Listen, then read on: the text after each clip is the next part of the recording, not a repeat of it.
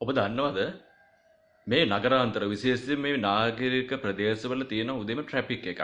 අපි ඒක මනසින් හදාගත්ත දෙයක්. ඕක පොලිසියටවත් එහෙම නැත්නම් වෙනත් මේ සංඥා භාවිත විශේෂයෙන් මේ කලර් ලයිට් වලට පාලනය කරන්න පුළුවන් දෙයක් නෙවෙයි. අපි සාමාන්‍යයෙන් වාහනයක් අතුරු පාරක ඉඳලා ප්‍රධාන පාරට දානකොට ඉඩ දෙන්නේ නැහැ ලේසියෙන්. මොකද මිනිස්සු සමහර වෙලාවට කුහක නිසාද එහෙම නැත්නම් බ්‍රේක් එකට කකුල තියන්න ක්ලච් එකට කකුල තියලා පොඩ්ඩක් නවත්තන්න කම්මැලි නිසාද එහෙමද දන්නෙත් නෑ. කොහොමවත් උදේ අපේ මිනිස්සු ගොඩක් නගරබද ප්‍රදේශවල ට්‍රැෆික් කියලා මනසින් හදාගෙන ගොඩක් කාර්යබහුලයි බිසි. ඒ බිසි වෙන්නේ හැල්මේ දුවනට වැඩවලට. ඉතින් මට හිතෙනවා සමහර වෙලාවට මේ මිනිස්සු මෙහෙම දුවන දිවිල්ලට කාර්යක්ෂමභාවය පෙන්වන පෙන්නිල්ලට ලංකාවද මෙතන නෙවෙයි තියෙන්න ඕනේ. ලංකාව ඊට එහා උඩ තියෙන්න ඕනේ. මොකද සංවර්ධන රටක් වෙන්න ඕනේ ලංකාව ඒ කරන දේවල් අනුව. ජපානයේ චීනය ගත්තට පස්සේ මේ මිනිස්සු ගොඩක් කාර්යක්ෂමයි. අපේ මිනිස්සු ඉතින් කාර්යක්ෂම නෑනේ ඇත්තම කතාව ඕකනේ.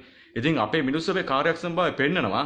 අනිත් මිනිස්සු ගැන හිතන්නේ නැතුව උදේ පාන්දරම මේ හයිවේ නෝමල් පාරවල් හයිවේ කරගෙන ඉවර වෙලා පුදුමාකාර විදිහට වේගින් පුදුමාකාර විදිහට මං කියවනේ කිසිම ලෙසකින් අඩුම ගානේ බ්‍රේක් එකේ කකුල තියන්නේ නැතුව වාහන නවත්තන්න නැතුව ඇක්සිඩන්ට් එකක් වුණත් වාහන නවත්තන්න නැතුව පුදුමාකාර වේගෙන් ගමන් කරනවා කාර්යක්ෂමයි. මම ආපෝසරයක් කියනවා මේ දුවන දිවිල්ලට කවදා හරි දවසක ලංකාව මෙහෙම නෙවෙයි තියෙන්න ඕනේ.